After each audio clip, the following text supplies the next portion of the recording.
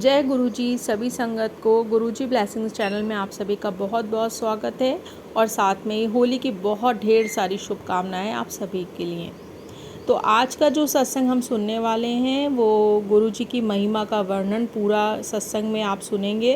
Uncle जी ने बहुत ही सुंदर ढंग से बताया है कि गुरुजी की ब्लेसिंग्स कितने पावरफुल है, कितना अपने संगत के लिए गुरुजी ने सेक्रीफाइस किया और जन जन तक अपनी ब्लेसिंग्स को पहुंचाया है बिना किसी भेदभाव के। गुरुजी के लिए सारी संगत बराबर है। गुरुजी अपनी संगत से बहुत प्यार करते हैं और ये हम सब जानते हैं। गुरुजी का अंग संग हमेशा रहने के लिए बहुत बहुत शुक्राना। तो आइए सुनते हैं आज का बहुत ही प्यारा सत्संग अंकल जी के शब्दों में। और आप भी अगर अपना सत्संग शेयर करना चाहते हैं तो आप सबका वेलकम है। आप दिए गए नंबर पे अपना सत्संग अपनी आवाज़ में रिकॉर्ड करके भेज सकते हैं। जय गुरु जी। आइए सुनते हैं सत्संग। एक और है कि मर्यादा और महिमा को मेंटेन करके रहो, क्योंकि गुरु संगत 22 सेकंड्स बढ़ रही है और जो नई संगत ज्वाइन कर रही है उसको गुरु जी की महिमा के बारे में या गुरु जी के बारे में नहीं पता। तो अब हम बात करते हैं कि Y Guru ji. Guru ji is the only Guru across the world जिनका मतलब है सेक्रीफाइस।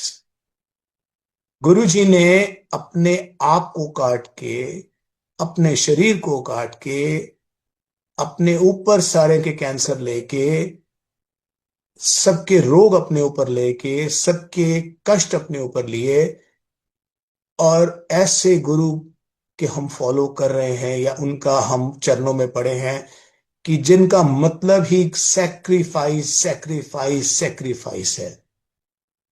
मेरे को अगर कोई पूछता है कि वाई गुरु जी, इतने संसार में भगवान है, आपने गुरुद्वारे को भी छोड़ के और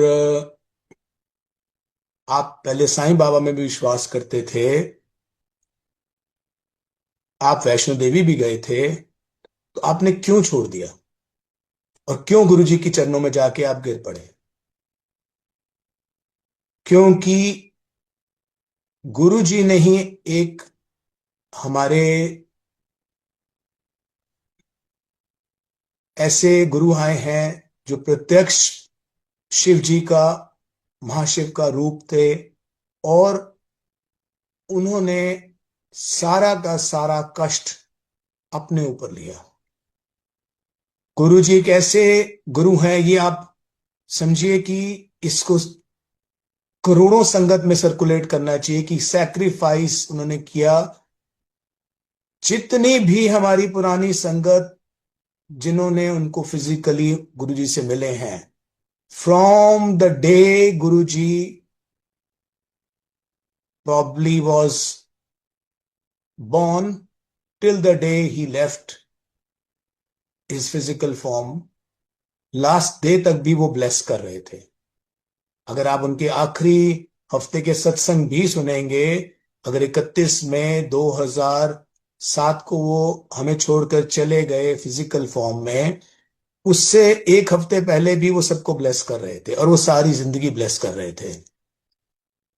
तो हमें गुरु जी को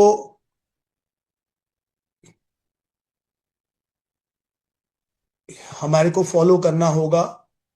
वही हमारा हमारा धर्म है और वही हमारा मैसेज है हर एक नई संगत के लिए कि गुरु की महिमा जानो, क्योंकि ऐसे गुरु और कोई नहीं है। बाकी गुरु सब आए, उन्होंने मैसेज भी बहुत अच्छे दिए, मगर उन्होंने अपने साथ साथ अपने बड़े बड़े आश्रम भी क्रिएट करे।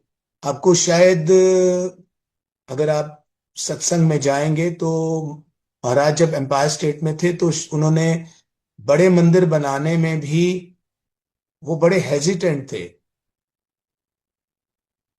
वो जब रघबीर अंकल ने उनको, जो उनके सेवा में थे, अंदाजन जो मैं समझता हूँ 24 साल तक थे, और उन्होंने जब उनसे ये रिक्वेस्ट करी कि महाराज हमें एक बड़ा मंदिर बनाना है, तो वो 3 दिन तक गुरुजी ने उनसे बात करके कहते हैं हमारे को क्या जरूरत है, क्योंकि वो ना तो सोशलाइजिंग में थे, ना वो कोई उनका ये प्लान था कि हमने बड़े बड़े आश्रम्स बनाने हैं या हमने जो भी करना है। तो उसके बाद 3 दिन बाद उन्होंने उनको एक परमिशन दी कि जा कर ले जो करना है। पर ये हमारे लिए जब बन गया तो ये हमारा वर्ल्ड का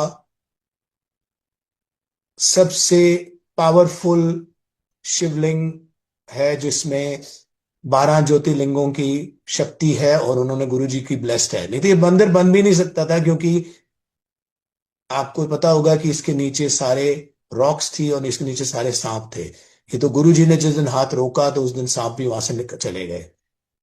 तो हम हिस्ट्री को चेंज नहीं कर सकते, और ये हिस्ट्री नहीं है, ये सच्चाई है। और उन्होंने अपने लिए तो कुछ भी नहीं किया, अपने जितने चोले भी थे, अपने जितने जोड़े भी थे, वो भी सब दे के चले गए।